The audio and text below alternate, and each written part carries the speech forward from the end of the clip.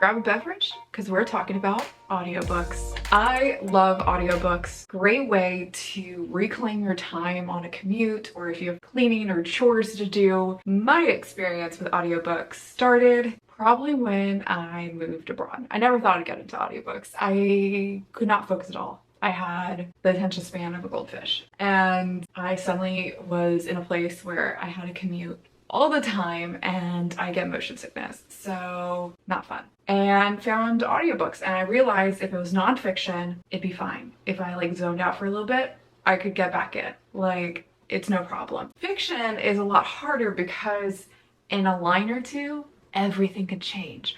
Like, characters could change, plot twists could happen. It's a lot harder to keep up. But with nonfiction, you're like, oh yeah, they're still talking about plants. Oh yeah, they're still telling me about coffee. It's fine. It's fine. Like, I can let go, I can surrender to not knowing whatever random trivia fact and get back into the book.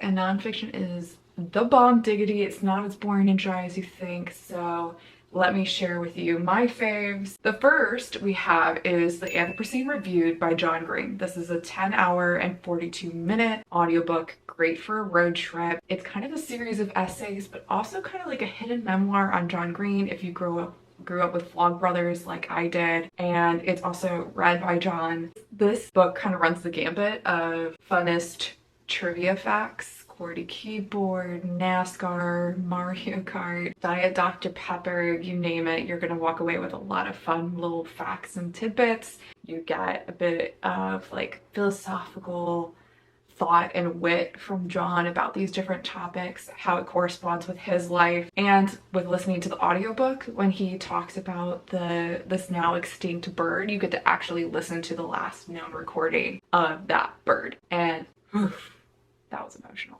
I think it's such a good book. It's funny and fresh and alive. It's not dry and like monotone. Like, John is such a great speaker. He's obviously talked on videos for years. He is a speaker that, you know, for different things and teaches different things. So he's got a very casual but inviting voice that draws you in, if that makes sense. I feel like I'm rambling. On to the next. I'm Glad My Mom Died by Jeanette McCurdy. If you haven't picked up this book yet, I would recommend the audiobook. It is 6 hours and 26 minutes. I actually listened to it on a road trip myself. It's read by her. It's very poignant. I will say that there are several like trigger warning aspects, and if there's other people in the car, it might be awkward if you're like scared to cry, because I definitely did. But it's not all sad. She has a great sense of humor, a great sense of perspective and gratitude and lessons learned, and seeing the like dark humor in certain situations. So it is a well-rounded book. It's not just sob fest or a pity me kind of situation. Yeah, like, I was definitely emotionally involved. Obviously I got teary-eyed, but also there were parts in it where I was so frustrated on Jeanette's behalf. She's had like a string of not so great relationships, that when another one was starting to go like down the toilet, I'm like, for the love of not again. Like, I was just like yelling alone in my car. So I think that's always like a powerful thing when like you're that wrapped up in the story. And it's read by Jeanette McCurdy, and obviously she's a professional actress. She actually performed this, I think, somewhere at some point. But anywho's, also great voice, great sense of comedic timing, but then there's parts where she gets emotional reading it, and that inevitably makes you emotional. And so you're just like, oh, Jeanette, okay. Also, love this, don't see it enough in memoirs, but she is very candid, very vulnerable about when she's messed up, when she was kind of not so great, and excellent. It's one of the few celebrity memoirs that I've ever picked up, and one where it was just such quality. You can't go wrong. Can't go wrong. What can I say? Love this book. Next we have This Is Your Mind on Plants by Michael Pollan. 7 hours and 37 minutos, and it's also read by him, sensing a trend. I love it when it's read by the author. I think you just get such better quality out of it because obviously they know the pacing and the rhythm and the emphasis, and they're just so much more invested in it. Also, what I've found with audiobooks is that the narrators are a bit hit and miss if it's not read by the author, because you'll get this like very smooth, polished, emotionally bland, like British male narrator at times, and it feels like something from like ASMR. Like Snooze Fest Central, I'm just like, did he say words? Because like I feel like I've been hypnotized. And where it's like a really like irritating voice. I don't know, maybe I'm just picky.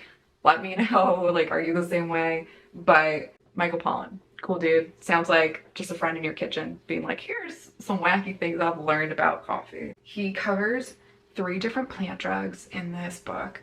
It's opium, caffeine, and mescaline. Such interesting history from the past to like modern day, how it's produced, how people have thought of it, what people wrote about it, how different cultures have treated it, and then also Michael's own experience, because he like goes and starts growing opium. He obviously he has caffeine every day from coffee, so he goes like cold turkey for, I think it's a month. He's so funny and so relatable, and he just imbues like these topics with such life. Like I could see a less talented author making this very like middle of the road.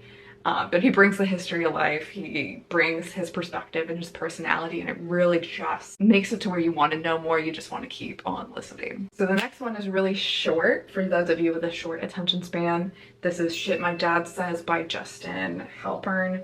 It's 3 hours and 8 minutes. It's also read by the author, and I like listened to this on a road trip late at night. And it's great because if you zone out, or like you're talking to a friend, or you're trying to figure out a turn, it's kind of like a little repetitive in the type of stories that's going on, so you didn't miss out on anything. His dad's voice is a very boisterous, loud voice, which is great for keeping you up. Very short, it's funny and engaging. Yeah, there's not much to say about it. It's like a pretty straightforward thing. He's just talking about his funny dad and like the weird shit he says. Yeah, it's just like a nice, pleasant little, you need to spend a couple hours doing something kind of book. Next we have Kitchen Confidential by Anthony Bourdain. This book is so good. It is 8 hours and 19 minutes. It covers a lot of different things. So it's kind of Anthony talking about the behind the scenes of like the restaurant industry, what's going on in the back kitchen. It's also part memoir, obviously. It's about his experience going to the Culinary Institute of America, of his experience working at different restaurants, owning a restaurant. And he also talks about like what to look out for if you're going out to eat, if you're going to go to a restaurant, like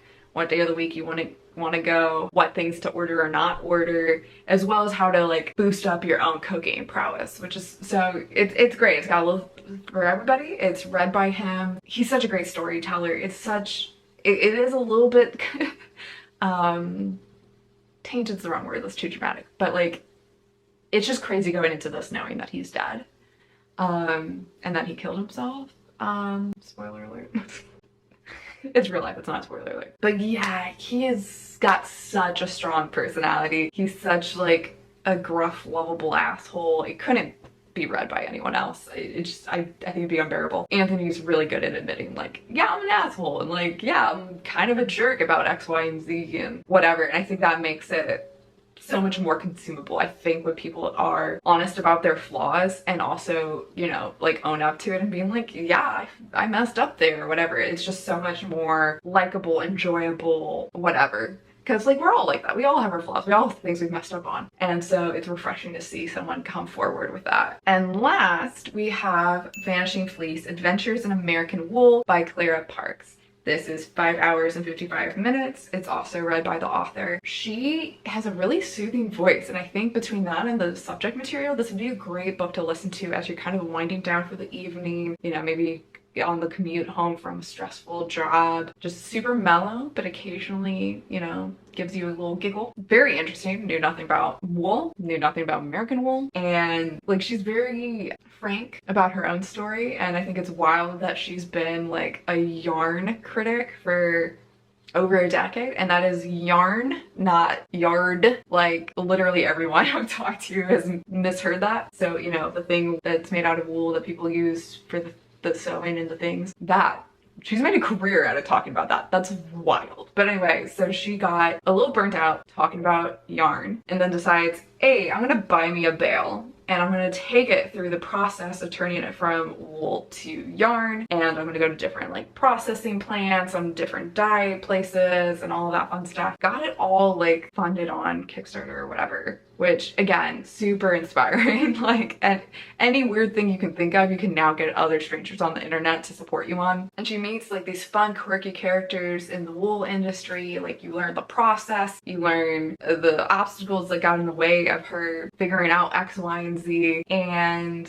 yeah, it's just a good time. It's just a good time. I think all of these books in general have a similar theme. They're read by the author. It feels very conversational. It's like having a friend talk to you about these things, and they've lived very different lives and they've learned very different things than you, and they're like, dude, wool, it's wild, let's talk about it. Or, hey, Diet Dr. Pepper, I went down a rabbit hole the other day, let's talk about it. And I love that. I love that, and I think you will too. They're great. And wanted to mention that there's so many books you can get from your local library. A lot of them have apps like Libby and Hoopla, so don't feel like this is out of your wheelhouse. Feel free to check those out. I've gotten to listen to a lot of these for freezies. So if you like this, like and subscribe, and let me know down below what nonfiction audiobooks do you like? Do you listen to audiobooks? Why or why not? Like I said, I never thought I'd get into it, and here I am. So bye.